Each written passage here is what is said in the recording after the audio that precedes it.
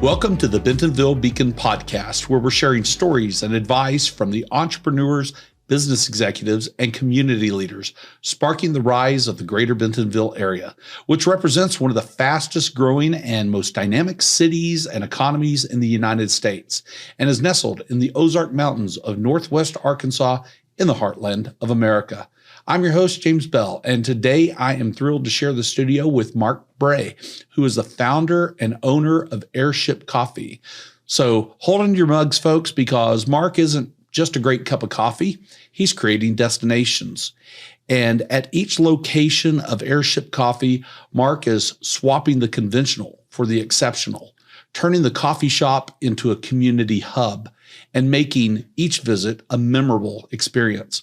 Mark's world is where precision in coffee brewing meets the pulse of Bentonville life, where every new cafe represents a surprising new adventure. So fill up your cup for a journey of a guy who's making coffee more than a beverage, but a beacon sharing the culture of Bentonville. Mark, welcome to the Bentonville Beacon podcast. Thanks, James. I'm glad to be here. Well, as we start brewing up this conversation, will you share with the Bentonville Beacon audience what they should know about you? Well, I'm fortunate to be married to my best friend, and we have 7 kids together, and Wow. We absolutely love living in here in Bentonville. 7 kids. We're working on number 2. Yeah. We started later. We're working on number 2. I don't know if I've told you, coming in December. Congratulations. So, thank you. It's exciting. That's pretty wild. 7 kids. Cool. Could you talk about your history that led to Airship Coffee, and what inspired you to make your switch from stonemasonry and pizza to coffee? Yeah. Well, really, the stonemasonry was something I was doing to put my wife through college, put her through nursing school. And I've always been a very creative person. I enjoyed making things with my hands, and stonemasonry gave me a creative outlet for that. Yeah. But as you can imagine, it's also heavy. So I knew that probably wouldn't be sustainable for the long term. I was laying stone and then throwing pizzas late at night. And those were the days when you could do that sort of thing and get up the next morning and do it again, right? That was really, my wife and I are a true partnership, and we've traded off. And so I worked while she finished school, and then when she got done, she went to work, and I went back to school for horticulture. Nice. To get my master's degree at the University of Arkansas. And so it was kind of a stopgap there, but that work led to the opportunity to work with coffee growers in Central America. So went through grad school, got the degree in horticulture, and then had the opportunity to go do some sustainable agriculture down in the mountains of Honduras. And we were working with some indigenous communities up in some really hard to reach places. And the work there was focused on sustainable food production. But we quickly realized that their greatest challenge was actually market access. So kind of shifted my focus at that time. And that was, the same time I was starting a new job with a university right out of grad school, then had this international kind of sustainable development project going on. And so I went on to work as an agricultural extension agent here in Bentonville for about 7 years after graduating with the horticulture degree. Oh, wow. That's pretty neat. Those are some cool experiences. Yeah, it was great. So my job here locally was working with local farmers, helping them solve problems in the field, and, working with market farmers, improve their crop, solve pest and disease problems, things like that. So I was fortunate enough to be able to do that kind of work with coffee growers alongside that job. And then eventually that became a business where initially it wasn't even focused on coffee shops at all. Sure. The idea was build an importing company and help these farmers get their raw material out of the mountains onto a boat and over to the market. And so that was the initial challenge that I took on, was more of supply chain development than even agricultural development. Okay. Well, and in a great town with a lot of smart supply chain leaders. So yeah, totally. Folks to lean into and learn from. But so you were compelled to start Airship Coffee right here in Bentonville, and you have now 4 distinct locations. And each of those cafes, I think, adds a unique flavor to Bentonville. Will you talk about what compelled you to start here in Bentonville and about those 4 locations and how they are part of this fabric of the community? Sure. So, everything that is good in my life has come from some relationship that I have with somebody else most of the time. Okay. And I was given an opportunity to put a coffee roaster in a local restaurant back in 2009, 2010. And few people might remember World Garden, which was a restaurant on South Walton Boulevard. And at the time, I was just kind of getting started. I had imported green coffee out of Central America.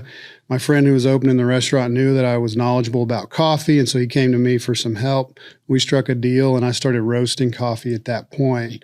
So that was a wholesale business. And, it's like when you start a wholesale business, you don't really need a brand. Like, you're going to make this product, you're going to hand it off to somebody, and then the end user is seldom going to even know where that coffee came from, right? And so we did that for a long time, and that worked really well alongside the day job. But eventually, if you want to be competitive, people need to know what it is you do. That's right. And they need to understand all the work that's going into this product so that they have a real appreciation for it. So that was when we started to develop our first cafe in 2018, and that was over on 5th Street. And, our idea around cafes is like, it's not just a product that we're designing, it's an experience and it's a place.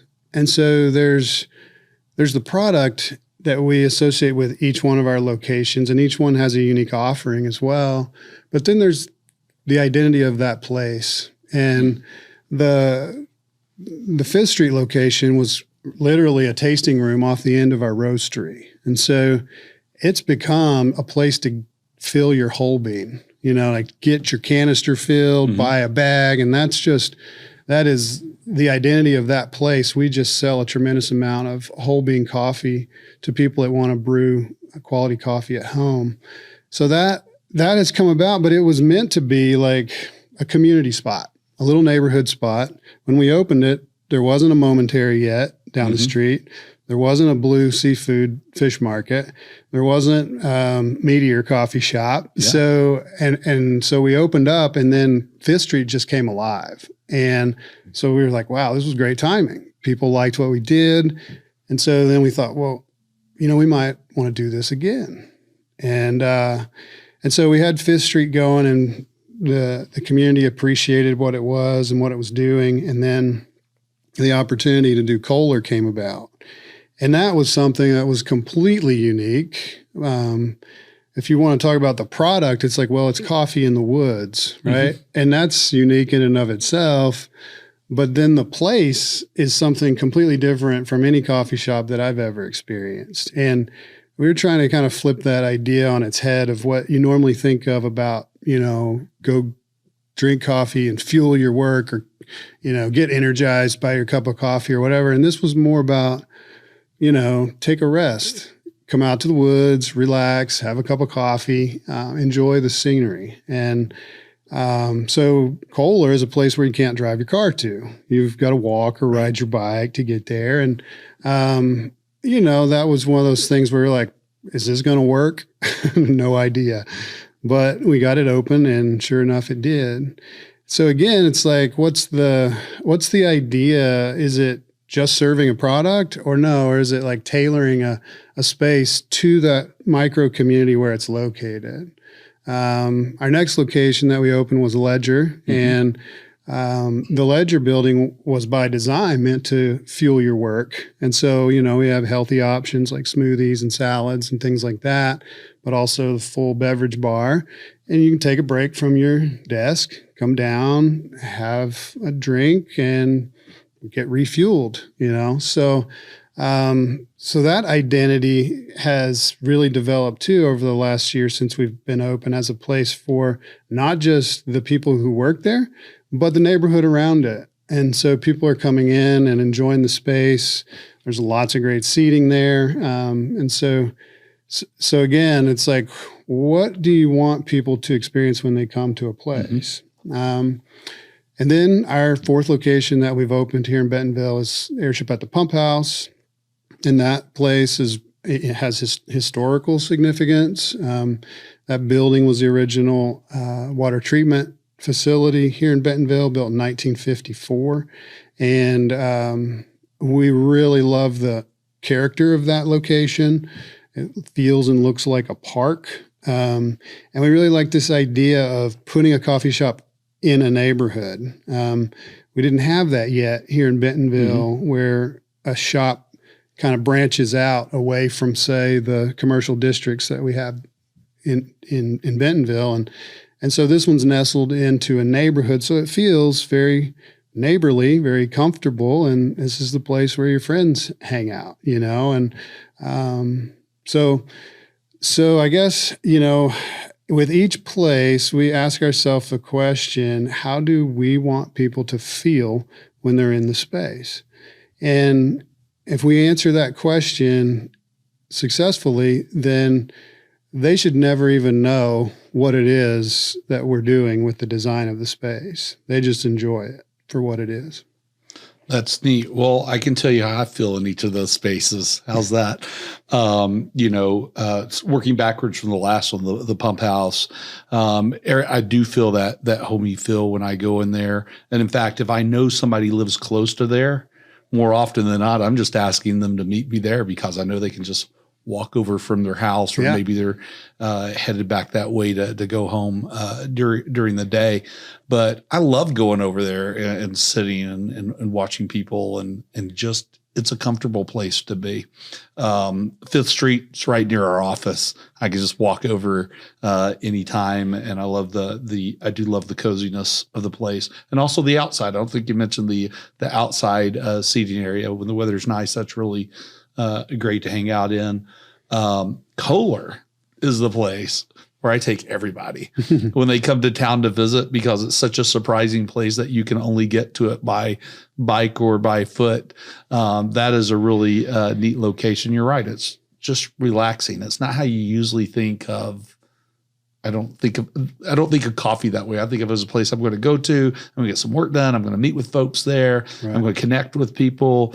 But I don't think necessarily about just kicking back and relaxing. And that's a neat experience in the outdoors. And then Ledger is, I feel like I can go there and meet anybody in town because that location is just has become the crossroads for everything here, and a real hub. So it's a hub and a hub. It really is. Yeah. I have a meeting there right after this, in fact. Excellent.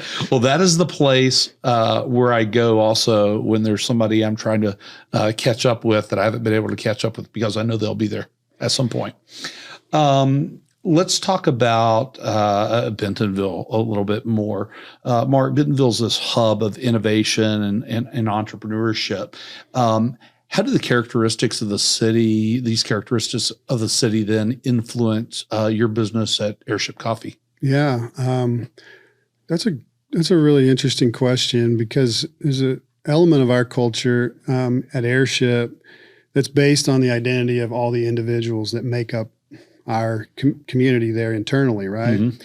And I really believe that innovation only occurs when people are really hitting the sweet spot, when they're doing the thing that they were meant to do. Have you ever sat here doing a podcast and just thought to yourself, man, this is what I was meant to do? And, sometimes, yes. Yeah. And you feel like you're in the moment, you're doing what you're supposed to do, and it comes natural to you. And so my job in the business is to understand what that is for each person. And we're trying to create a culture where that can come to life in the business, and then people are able to contribute in the community in that way. So it's really hard to put your finger on at times, but when you work with people day in and day out, you get to understand what their strengths are. But it's this idea that if we're all hitting on all cylinders creatively, if we're all doing the things that we were meant to do, then innovation is going to happen. Yeah. And it's going to start clicking. And the problems that we're facing are going to be solved. We're going to have the solutions that we need to advance. And I don't see us doing it any other way, on our own. So we need the community of people to accomplish our goals. And so we just try to get pointed in one direction, get everybody pointed that way, but then contributing in their own unique ways. I love that. And it feels like Bentonville's a place where people more often than not do come here to do what they were meant to do. And so it's a great fit. You're exactly right. That is where all the innovation happens. Nicely put. Community collaboration often leads to success in a business. We talk about how Airship, what local initiatives and partnerships Airship's been involved in Bentonville. Yeah. Lately we've become very involved with the Bentonville Moves Coalition, and I currently chair the local business committee in that grassroots organization. And, the Bentonville Moves Coalition is making a push to create the safest city that we possibly can within a very short period of time. Mm-hmm. So by 2027, we're talking about having protected bike lanes throughout the city and the ability to travel without a vehicle, with ease and with confidence that you're going to be safe doing it. That is very important to me. I have experienced one of my kids. This is not a bad story, by the way. Good. He's okay.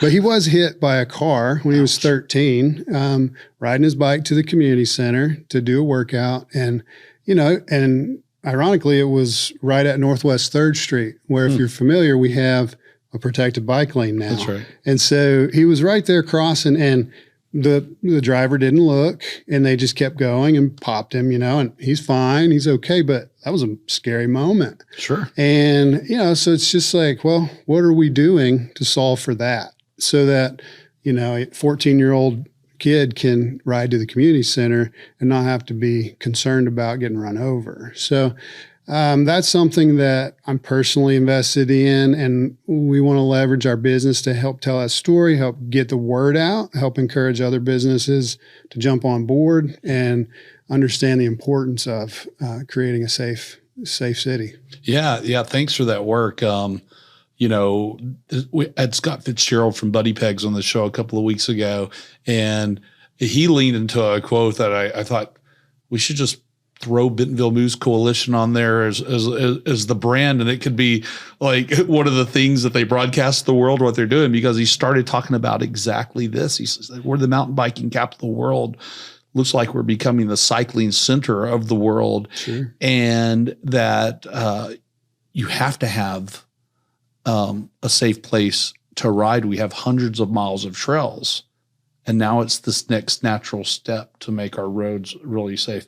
It's an odd thing because, frankly, I feel like this is the safest place to ride a bike already, but there's still human error that happens and so on. One of the things I really like about this community is there's so many cyclists here that more often than not, somebody driving a car is also a cyclist. And this relationship between the two, I've not seen anywhere else. In other places, I see cars sliding over a little close to the cyclist because they're just tired of them, or I see cyclists having an antagonistic relationship with cars, and I don't see that at all here. And so I love the direction we're going to make it safer. I agree. I've experienced that in a few other towns, Aspen, Colorado, for instance. Like the cars will just create space for pedestrians, right? And I just remember feeling like, or thinking, wow, that's amazing. I want to live in a place like that, and I think we do. And it's getting more and more, but you have to be intentional about how you go about creating that culture and also creating the infrastructure to facilitate that culture. So that's something that I think is worthwhile. And because we have these 4 cafes that are, all within the downtown area, we have a lot of people that want to walk and ride their bikes to those locations. And so it just makes sense for us to invest there. Perfect. Will you tell me a story? And we'll call this a hashtag because Bentonville story. Something where you look back at it and you think, gee, I think that could only happen in Bentonville. Or maybe it describes the essence of the place. That's a good one. I got lots of stories. I imagine. How about as many as you want. How about, all right, we'll tell the origin story for Pump House. And, okay. That one's kind of interesting, and I don't think a lot of people know the backstory of it. So it's been over 5 years ago, but I live nearby. I live 4 blocks from that location. As I mentioned, it's the original water treatment facility. So this was municipal property originally. And I've always driven by that building and thought, man, what a cool coffee shop that would be, right? And I've been to other bigger cities where they have neighborhood coffee shops, and it's just a vibe, right? And so one day, it's about 5 years ago, one of the owners came to me and said, the owners of the property said, what do you think about a coffee shop here? And I was like, I've been thinking about that for years, that sounds awesome. And so we went and talked to the city, and the city said, no, we've got areas designated for commercial activity. We've got downtown, we've got the market district, we've got 8th Street, and that, we've got designated commercial places. That's a neighborhood we don't need to rezone that. Sure. It was going to require a rezone. So I was like, oh shoot, I was like, that would have been great. So sort of like backpedaled a little bit, took my foot off the gas on that one. And a couple of years went by, and I just couldn't get it out of my head, And so I called up the owner and I said, what's going on here? What's happening with this property? It's still just there. I think it was being used as basically storage for some bike nonprofits around town, and so I just said, what's going on with this? And they're like, well, nothing. City won't let us rezone it. Just sitting there. And I said, well, do you care if I take a shot at it? And they're like, go for it, best of luck. And so I called up one of the senior planners down at the city of Bentonville, got a meeting. I put my ideas together. I went into his office and I started my pitch, right? I was like, here's what we need to do. We need this coffee shop. It's in this right here in this neighborhood. And he was like, no, we're not doing that. Like, it's not going to work. We'd have to rezone it. And, we gave me the whole spiel again about we've got places for that. And then I don't know how to describe this other than I just heard in my mind, shut up.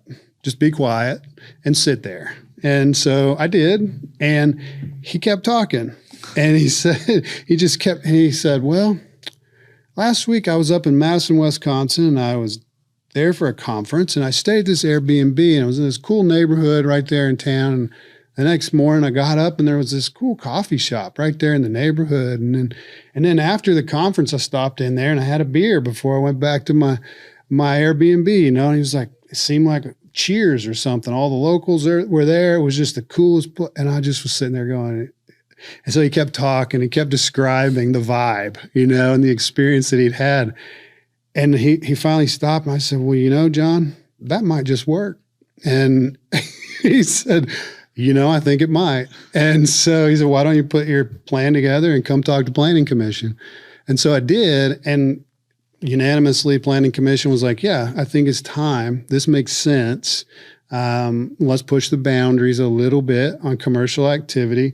We'll give you a conditional use permit to rezone it and give it a whirl. So that's how that became a thing, And to me, what that represents is good common sense at the right time. And it wasn't one of those situations where the authorities that be in the city in this situation just said no and just kept saying no. No, they recognized like, oh, this is going to create benefit.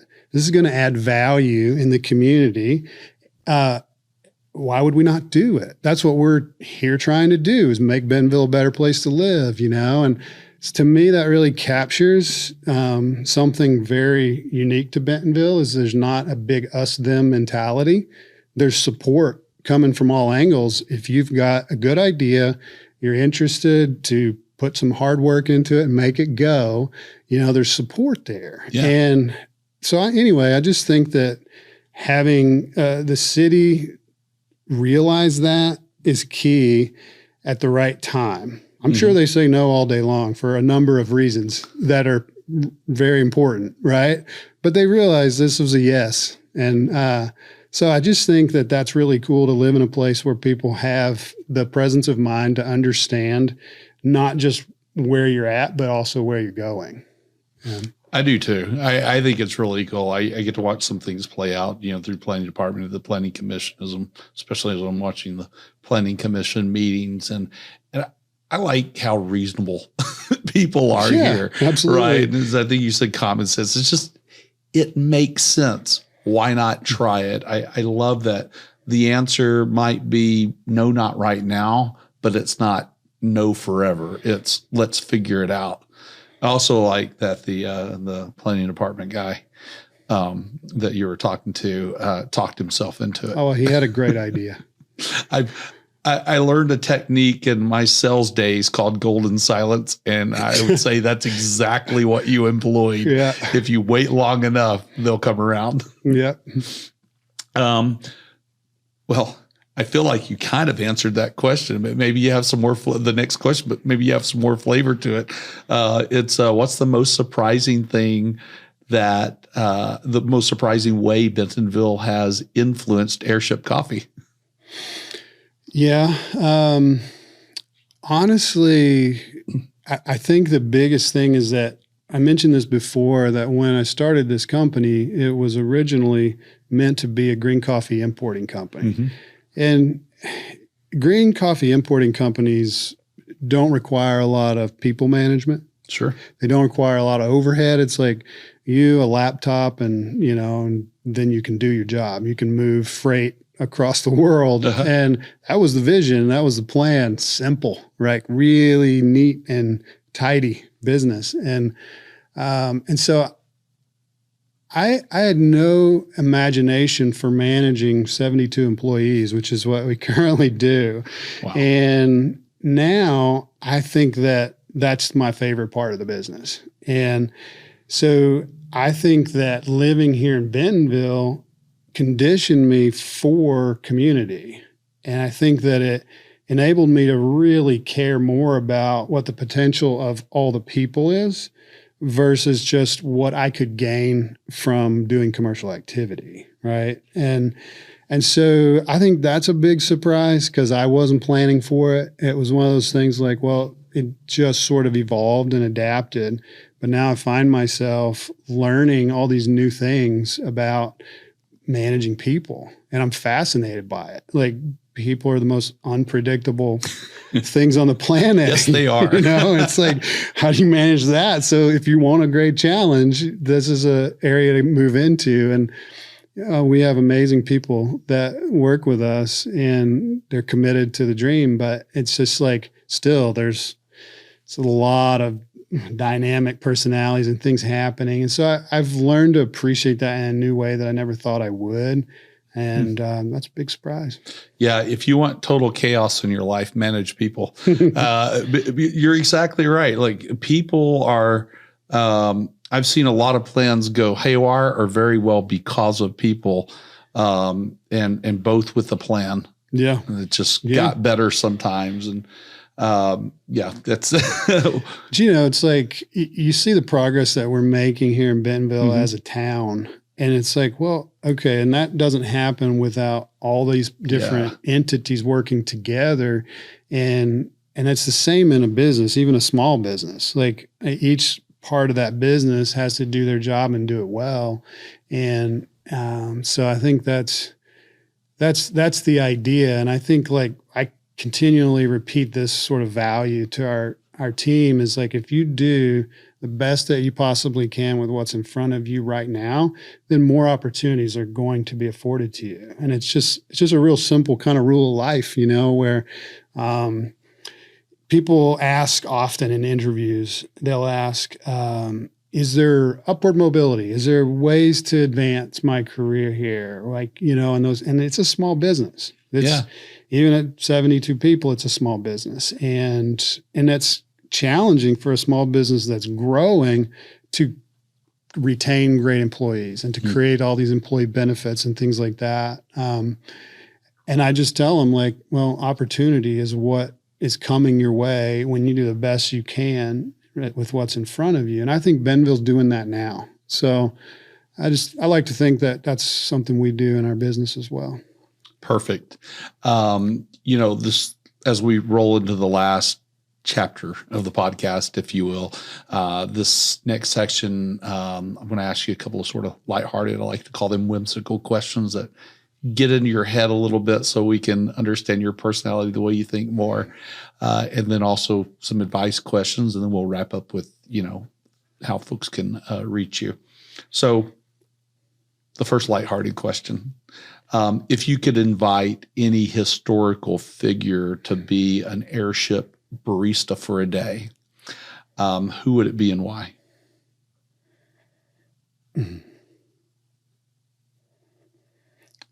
I think I'd go with Dr. Neil Compton. Oh, interesting. Yeah.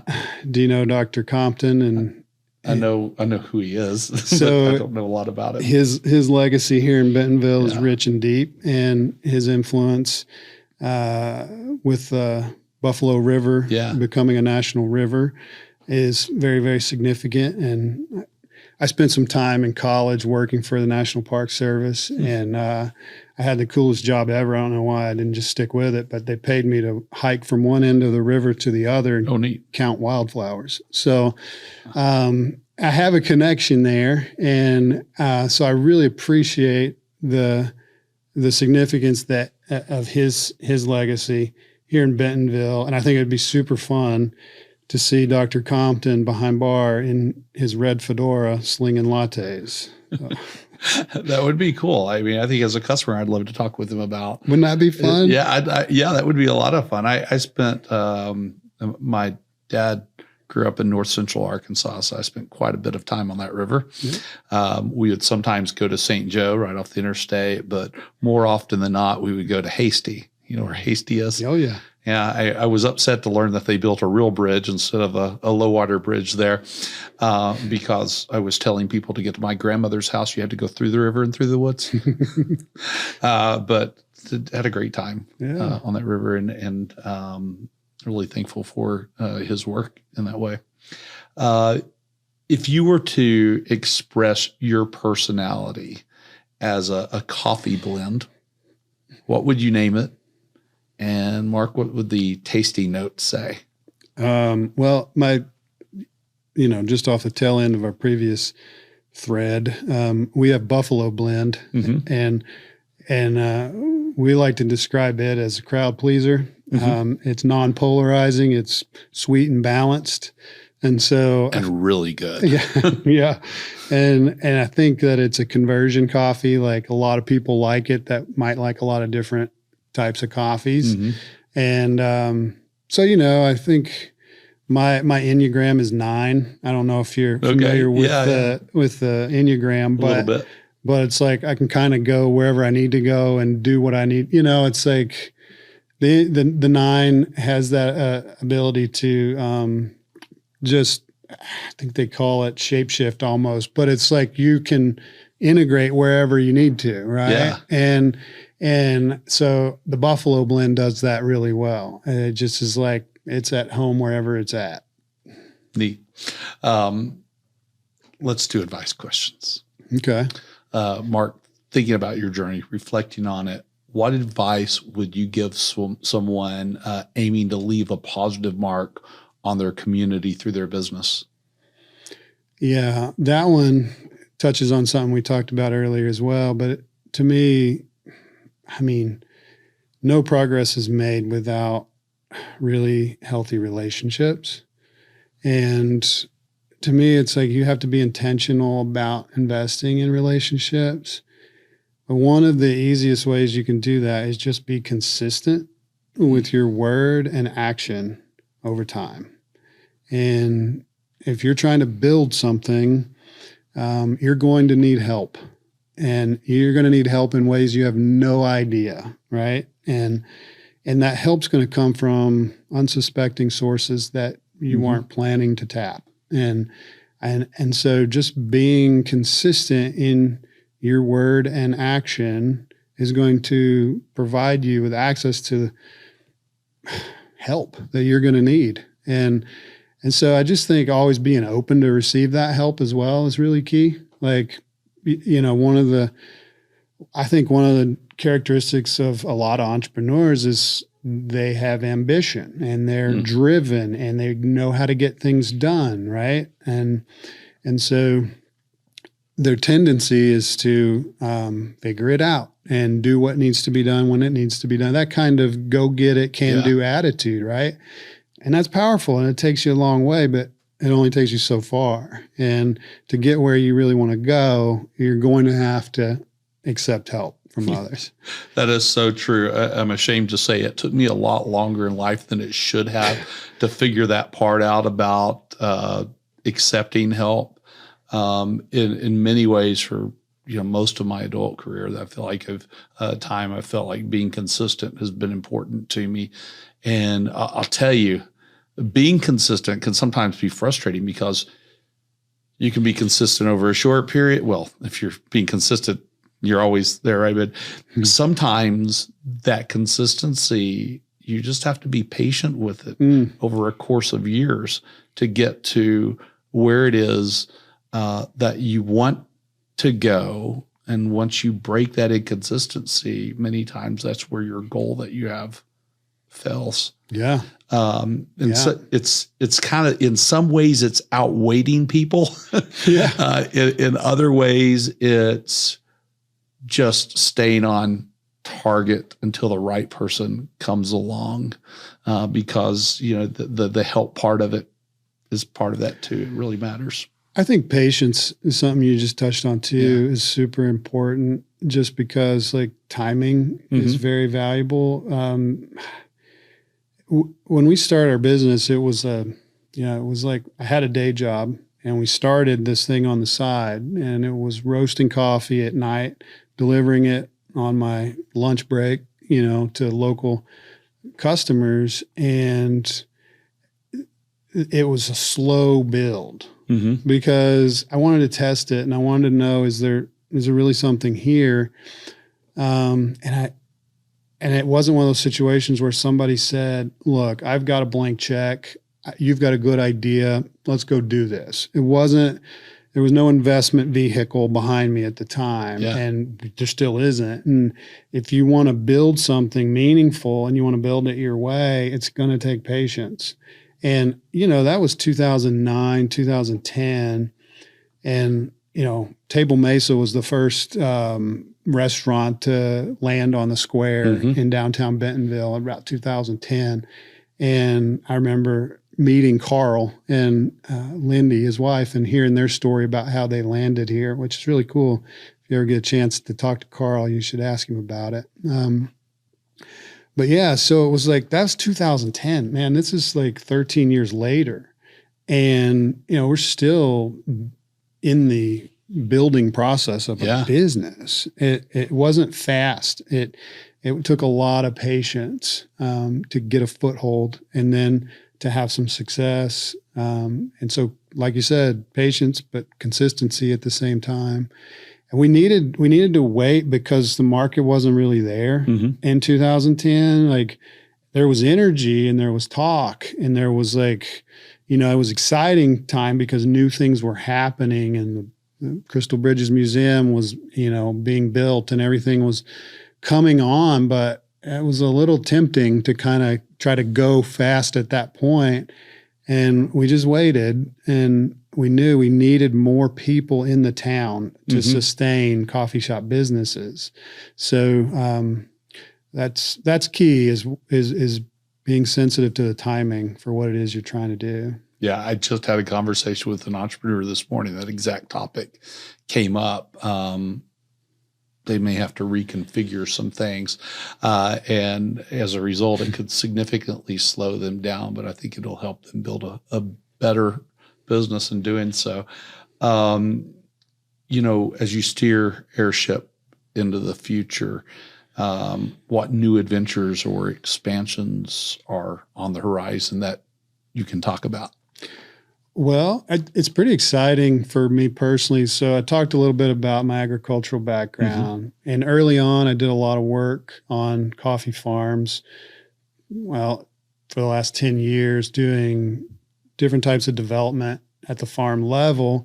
And I get really excited. There's been a few moments where I was on a farm doing work and had that feeling of like, man, this is where I was meant to be, right? Sure. But to facilitate that, I needed a business that would provide me the vehicle to be able to do that work. And so we've been in the build mode for the last 4 years to get that foundation so that I could honestly go do the really fun stuff that I'm interested in. And so we have some projects on the horizon that get us back on the farm and get us working hand in hand with coffee producers to innovate flavor at the farm level. There's a lot of things that have changed in the last even 5 years with regards to the way coffee's fermented on the farm and how that affects flavor. And that's something I'm really fascinated by. So I'm excited because we've got this foundation of a business that is cash flowing and sustainable that's then allows me to invest in those communities that was the original driver for the business to begin with. So it's kind of a full circle time, and that's really cool. But also just having that foundation and then an understanding of how to operate these retail businesses is comforting because, 4 years of that, we've learned a few things and we understand what it takes to open more. And we have lots of people wanting us to do that. And there's interesting places, but that's the key for us is it an interesting place where we feel like people will be drawn to it and is it unique enough? And there just happens to be one, maybe two that are. So we're scratching around on that right now as well. So cool. I can think of we'll talk sometime about one I have in mind. I don't have a specific place, but I have a specific community in mind that's hungry for a coffee shop nearby. We'll talk about that. As we come to the end of our chat, how can our audience reach you or get to know more about Airship Coffee and keep up with what's happening? Easiest place is Instagram, obviously. And then also sign up for our newsletter via the website. And then we'll send you emails that you will appreciate and enjoy instead of the ones you don't. So we don't spam you. We don't bombard you with product or specials or any of that. But when there is something interesting, we do share it. So that's a good place. If you could somehow send free coffee through email, you could bombard me with that all day long. Right. I'd be okay with it. And speaking of which, you gave me some coffee as you were coming in here. So thank you for that. I can't wait to drink it. We're working on a system of pipes throughout town that would just deliver the liquid straight to your house. Lovely. So we've got the pump house, and we're just going to put coffee in the old pipe and send it straight to your kitchen. So that would be quite brilliant. Yeah. If I could just have a drone that had maybe an IV of coffee on board. Actually, I like the taste of coffee, so I'd like it into my mouth. But I'm about a cup every 90 minutes kind of guy. Right on. I don't apparently don't metabolize caffeine very well. So I go late into the day and sleep like a baby. Wow. You're one of the lucky ones. I feel like it. What's something I should have asked you that I did not ask? Wow. That's your last question. Why